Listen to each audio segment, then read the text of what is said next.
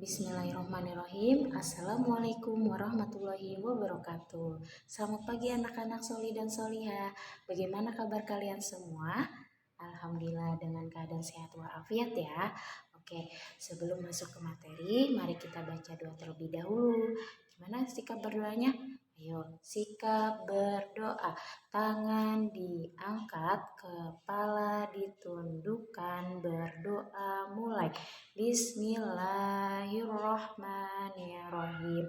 Rabbi zidni ilma warzuqni fahma. Amin. Sebelum membuka bukunya, alangkah baiknya kita mencium bukunya ya, agar kita mendapatkan barokahnya. Oke, coba kalian buka bukunya halaman 13. Nah, kita belajar surat apa? Surat Al-Fatihah. Nah, di sini apa sih itu surat Al-Fatihah? Surat Al-Fatihah artinya pembukaan. Ingat-ingat ya, nah, surat Al-Fatihah artinya pembukaan. Nah, surat Al-Fatihah disebut juga Ummul Quran atau Ummul Kitab. Nah, Ummul Kitab apa sih itu, Miss? Artinya Ummul Kitab artinya induknya kitab Al-Quran. Nah, paham sampai sini ya anak-anak ya? Oke, nah surat Al-Fatihah berisi pokok-pokok ajaran Al-Quran. Apa aja itu pokok-pokoknya? Nah, yang pertama menyebut nama Allah, menyebut nama asma Allah.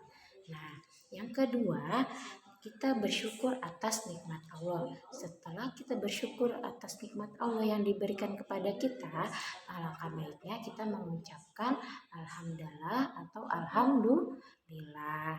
Nah, kalau kita mendapatkan nikmat dari Allah, kita mengucapkan apa anak-anak? Alhamdulillah atau rasa syukur kepada Allah.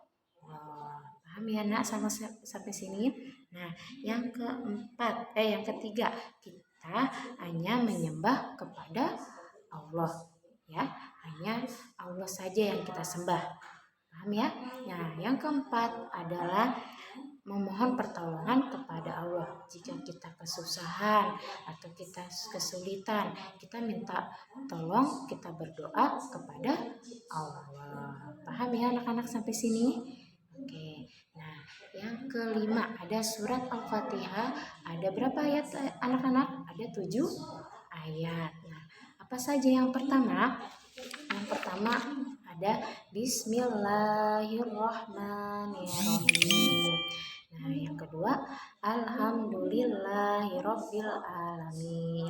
Yang ketiga Ar-Rahmanirrahim. Yang keempat Maliki Yaumiddin.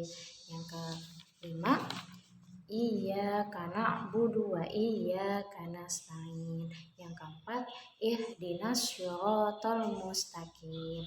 Yang ketujuh siratal ladzina an'amta 'alaihim ghairil maghdubi 'alaihim waladdallin. Amin. Nah, ada 7 ayat ya anak-anak ya. Nah, surat Al-Fatihah wajib dibaca dalam setiap rakaat sholat. Nah, kita sholat 5 waktu, sholat wajib atau sholat sunnah, kita membaca surat apa yang pertama? Surat Al-Fatihah. Oke. Nah, yang terakhir nih, sebelum membaca surat Al-Fatihah, alangkah baiknya membaca ta'awuz. Ta'awuz itu apa? Seperti a'udzubillahi minasyaitonirrajim. Nah, oke anak-anak paham ya sampai sini? Oke, terima kasih. Waladdallin. Amin. Nah, ada 7 ayat ya anak-anak ya. Nah, surat Al-Fatihah wajib dibaca dalam setiap rakaat sholat.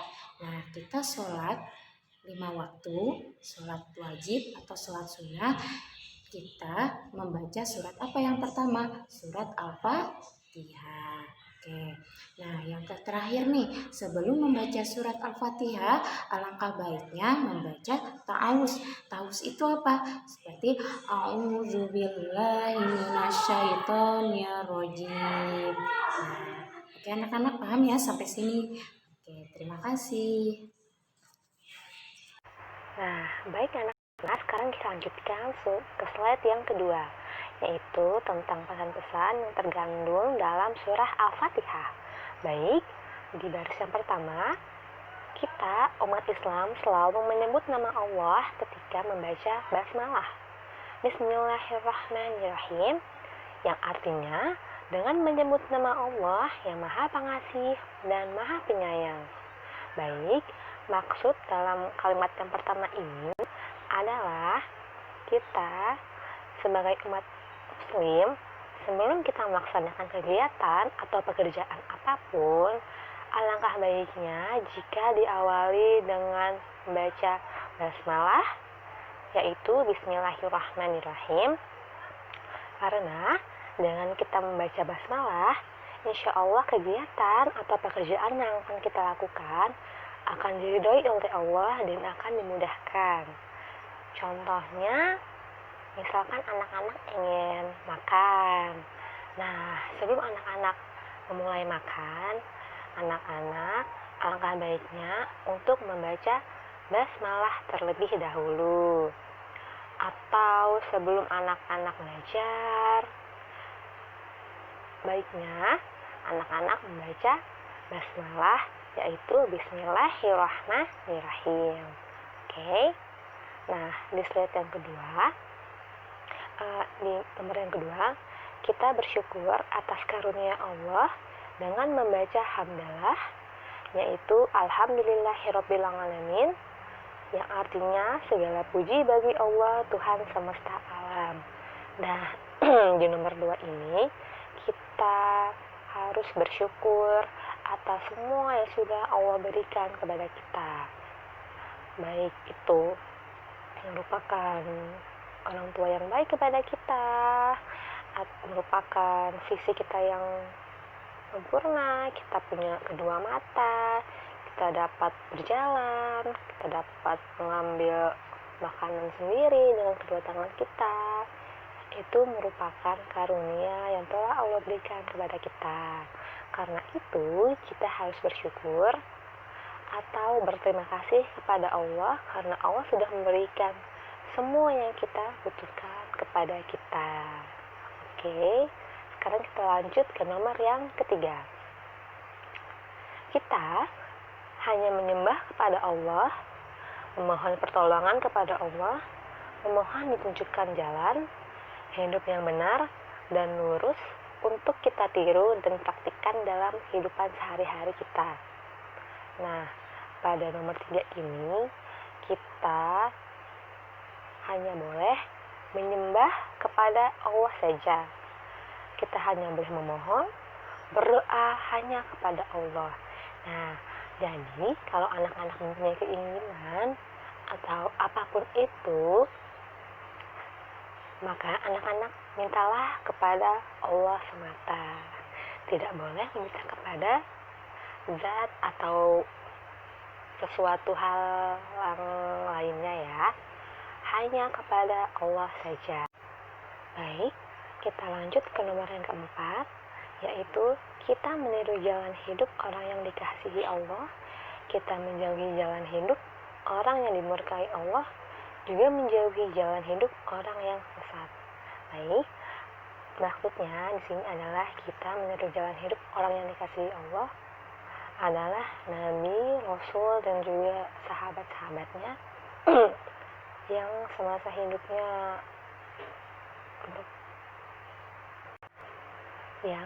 hidupnya telah memberikan kita banyak contoh yang dapat kita amalkan dalam kehidupan sehari-hari kita. Lalu kita menjauhi jalan hidup orang yang dimurkai Allah, yaitu orang-orang yang tidak mau sholat, orang-orang yang tidak mau mengaji, dan tidak mau beramal saleh lainnya. Kita harus menjauhi orang-orang yang seperti itu ya anak-anak.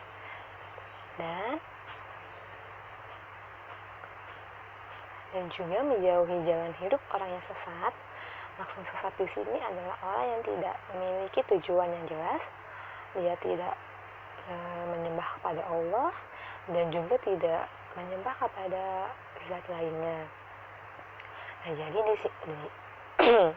jadi intinya dalam pesan-pesan dalam surah Al-Fatihah tadi, yang pertama kita dianjurkan membaca basmalah, ketika kita akan melakukan kegiatan atau pekerjaan.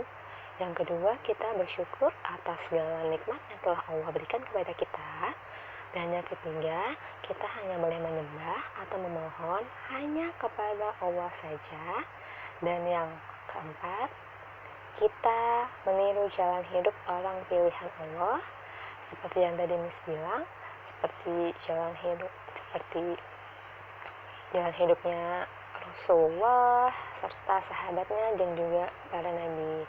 Baik, kita lanjut ke slide selanjutnya ya. Selanjutnya yaitu surah Al-Ikhlas. Nah, ada yang tahu nggak sih bunyi surah Al-Ikhlas itu seperti apa ayat pertamanya?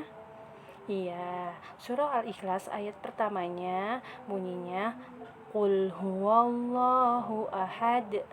Nah, sebelum lanjut kita belajar surah Al-Ikhlas, kita membaca bersama-sama ya surah Al-Ikhlas. A'udzu billahi minasy syaithanir rajim. Bismillahirrahmanirrahim. Qul huwallahu ahad. Allahus samad. Lam yalid wa lam yulad wa lam yakul lahu kufuwan ahad. Nah, bisa lihat di slide yang ditampilkan surah Al-Ikhlas, termasuk surah pendek. Jumlah ayat di surah Al-Ikhlas itu ada 4. Surah Al-Ikhlas terdapat dalam juz ke-30 di Al-Quran. Juz ke-30 dinamakan dengan juz Ammah. Surah Al-Ikhlas diturunkan di kota Mekah, atau bisa juga dibilang surah Al-Ikhlas termasuk ke dalam surah Makkiyah. Al-Ikhlas artinya memurnikan diri dalam mengesahkan Allah. Jadi maksudnya itu memurnikan diri dalam mengesahkan Allah, bahwa kita itu percaya Allah itu satu. Allah itu tidak beranak dan diperanakan seperti arti dalam ayat surah Al-Ikhlas. Tidak ada Tuhan selain Allah. Allah itu hanya satu. Allah berbeda dengan makhluknya. Allah tidak mempunyai ayah atau ibu. Allah itu satu yang menciptakan makhluknya di dunia ini. Allah menciptakan langit dan bumi beserta isinya. Jadi kita harus percaya. Dalam surah Al-Ikhlas itu mengajarkan bahwa Allah itu Esa itu satu, tunggal, tidak ada Tuhan selain Allah Subhanahu wa Ta'ala.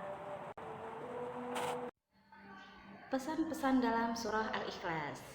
Di sini ada beberapa pesan dalam surah Al-Ikhlas. Pesan yang pertama, surah Al-Ikhlas menerangkan Allah itu Esa, Allah hanya satu, dan Allah tidak mempunyai anak dan tidak mempunyai orang tua. Di sini Allah itu tidak dianakan dan tidak beranak ya. Jadi Allah itu hanya satu. Allah itu Maha Esa. Kemudian pesan yang kedua ya. Pesan yang kedua itu ada Allah tempat kita berdoa dan berharap. Hanya Allah yang kita sembah ya. Kita berdoa, kita meminta, kita berharap, kita harus sama Allah ya. Misalkan kita berdoa dan meminta, ya Allah, mudahkanlah kami menuntut ilmu itu ya. Kemudian pesan yang ketiga itu ada Allah tidak ada tandingannya ya, tidak ada yang seperti Allah, dan Allah tidak seperti makhluk ya. Allah itu tidak seperti kita, dan Allah tidak mempunyai sekutu ya. Allah itu satu, Allah itu Esa tadi ya. Jadi makhluk itu tidak bisa seperti Allah, dan Allah itu tidak bisa disamakan dengan siapapun ya di sini. Oke, kemudian pesan yang keempat itu kita umat Islam dan harus beriman dan menyembah hanya kepada Allah ya. Kita sebagai umat Islam, umat Muslim ya, harus beriman dan menyembah hanya kepada Allah. Contoh beriman kepada Allah, misalkan kita menjauhkan larangan Allah ya. Terus kita harus menaati perintah perintah Allah. Contohnya menaati perintah Allah, kita harus sholat 5 waktu. Misalkan kita tidak menunaikan sholat 5 waktu, itu kita tidak bisa dinamakan orang beriman, ya. Sedangkan kalau kita menunaikan sholat, ya, kita sudah dinamakan beriman, ya. Itu salah satunya umat Islam beriman kepada Allah, ya. Bismillahirrahmanirrahim. Anak-anak solih-solihah, tadi kalian sudah belajar tentang surat Al-Fatihah dan surat Al-Ikhlas. Siapa yang sudah hafal surat Al-Ikhlas? Siapa yang sudah hafal surat Al-Fatihah? Wow, subhanallah. Kalian semuanya sudah hafal pasti surat Al-Fatihah, karena setiap hari dibaca saat kalian sholat. Luar biasa. Nah, sekarang Miss akan membahas tentang percaya diri atau pede. Kalian sering banget itu ya bicara, aku pede. Pede itu apa ya artinya? Percaya diri adalah percaya pada kemampuan diri sendiri, percaya bahwa kamu bisa. Percaya diri lawannya adalah rendah diri. Baik, contohnya seperti apa sih Miss percaya diri? Contohnya, misalnya kalian sedang belajar tahfiz, pelajaran yang sangat kalian sukai, yaitu menghafal Al-Quran. Nah, di situ ustazahnya minta kalian untuk menghafalkan surat An-Nas. Nah, kalau anak yang percaya diri itu sikapnya seperti apa? Pertama, dia terus mencoba menghafal surat An-Nas. Menghafal surat An-Nas terus, mencoba dengan murojaah terus. Nah, setelah itu dirasa sudah hafal, dia pede, alhamdulillah saya sepertinya sudah hafal, saya akan setoran. Bunda, saya sudah hafal. Dia percaya diri banget, dia percaya dengan kemampuan dirinya karena dia sudah berusaha. Bunda, saya sudah hafal bunda. Itu contoh percaya diri. Tapi contoh anak yang tidak percaya diri, nggak pede, lawannya nggak pede itu apa? Rendah diri. Jadi ketika disuruh sama ustazahnya untuk ayo menghafal surat An-Nas, dia sudah berusaha baca An-Nas, didampingi sama bunda terus berusaha. Terus kata bundanya, anak bunda udah hafal surat An-Nas, tapi dia malah menjawab, bunda saya tidak hafal, saya tidak bisa, saya malu, saya tidak hafal. Tidak boleh anak kelas 1 Miss, anak kelas 1 SDI Al-Hadiriyah tidak boleh menggunakan bahasa saya tidak bisa, ya. Jadi saya pasti bisa. Kalau kalian bilang saya pasti bisa, maka kalian akan bisa, ya. Karena kalian sudah berusaha. Kalau sudah berusaha harus mempunyai sikap percaya diri. Oke, anak-anak? Baik, sekarang mensyukuri karunia dan pemberian Allah. Bersyukur. Bagaimana? Saat kamu diberi makanan atau dibantu orang lain, kamu harus bersyukur kepada Allah dan mengucapkan terima kasih kepada orang yang telah memberikan bantuan. Contohnya, saat ini alhamdulillah kalian sudah diberikan kesehatan sama Allah. Kalian tidak sedang sakit, kalian sedang sehat, ya. Nah, sudahkah kalian bersyukur kepada Allah? Caranya bersyukur kepada Allah yang pertama dengan cara berdoa, tetap terus berdoa kepada Allah. Yang kedua, dengan cara sholat, melaksanakan sholat. Nah, dengan kalian melaksanakan sholat, maka kalian telah bersyukur kepada Allah. Nah, pengen tahu tidak cara bersyukur yang paling gampang? Ada yang tahu? Cara bersyukur yang paling gampang adalah dengan mengucapkan alhamdulillah. Sudah pernah kalian mengucapkan alhamdulillah? Alhamdulillah ya Allah, hari ini saya sehat. Alhamdulillah ya Allah, hari ini saya paham belajar agama Islam PAI. Sudah belum bilang alhamdulillah? Baik. Terus pemberian Allah, berterima kasih kepada manusia. Contohnya, kalian hari ini sudah dikasih makan sama bunda, dikasih sarapan sama bunda, sudah sarapannya enak, sarapannya yang bergizi, sarapannya yang sehat. Sudah bilang terima kasih sama Bunda? Bunda, terima kasih, saya hari ini sudah makan kenyang. Bunda, terima kasih, saya hari ini dikasih makan yang enak.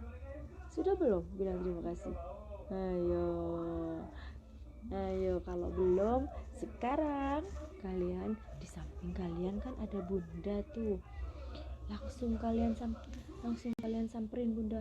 Bunda, terima kasih hari ini siapa ya, misalnya Randy hari ini sudah dikasih makanan yang sehat, terima kasih Bunda. Seperti itu, dikasih bilang terima kasih. Kalau kalian bilang terima kasih, maka Bunda akan senang. Alhamdulillah ya Allah, anak saya sudah pintar, sudah bilang terima kasih gitu. Kalau Bunda tidak ada di samping kalian, misalnya Bunda lagi di dapur, ayo sekarang kalian samperin Bundanya ke dapur. Jangan lupa bilang apa? Terima kasih Bunda, hari ini sudah dikasih makan yang enak, dikasih sarapan yang sehat. Oke, sekarang juga kalian ucapkan terima kasih sama Bunda. Miss hitung sampai 3. 1 2 3. Oke, sudah bilang terima kasih semua? Keren, anak kelas 1. Baik, yang terakhir, rajin belajar. Apa sih rajin belajar itu? Rajin adalah tekun dan ulet, bersungguh-sungguh terus-menerus melakukan sesuatu kegiatan. Rajin berarti menggunakan waktu dengan sebaik-baiknya, melakukan hal yang berguna tanpa ada rasa malas. Rajin, contohnya bagaimana Miss? Contohnya saat ini siapa yang sedang menyimak pelajaran Miss dengan sungguh-sungguh? Menonton video Miss dengan sungguh-sungguh, menyaksikan dan mendengarkan video Miss dengan sungguh-sungguh. Nah, dengan kalian melihat, mendengarkan, menonton video Miss dengan sungguh-sungguh, maka itu artinya kalian sudah menjadi anak yang rajin belajar. Gampang sekali kan jadi anak yang rajin? Gampang. Nah, lawannya apa rajin?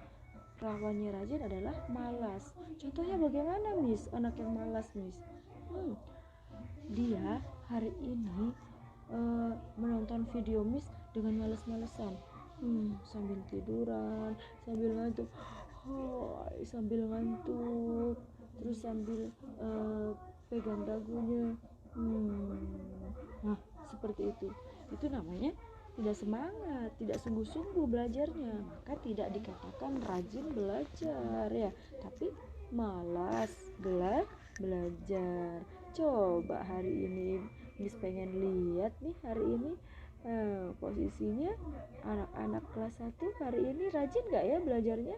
Coba Bunda, hari ini anak-anak rajin gak belajarnya? Sungguh-sungguh tidak mendengarkannya? Oke, kalau kalian sungguh-sungguh berarti kalian sudah rajin belajar. Good job, dikasih jempol 2. Hebat, alhamdulillah. Nah, anak-anak, hari ini kita sudah selesai belajarnya PAI ya. Seperti kebiasaan kita, kalau sudah selesai belajar, kita baca doa ya bersama-sama. Sikap berdoa. Tangan diangkat, kepala ditundukkan, berdoa mulai. Bismillahirrahmanirrahim. Allahumma arinal haqqa haqqa warzuqna ittiba'ah wa arinal batila batila warzuqna ijtinabah. Amin. Ibu tutup sampai di sini. Wassalamualaikum warahmatullahi wabarakatuh. Dadah.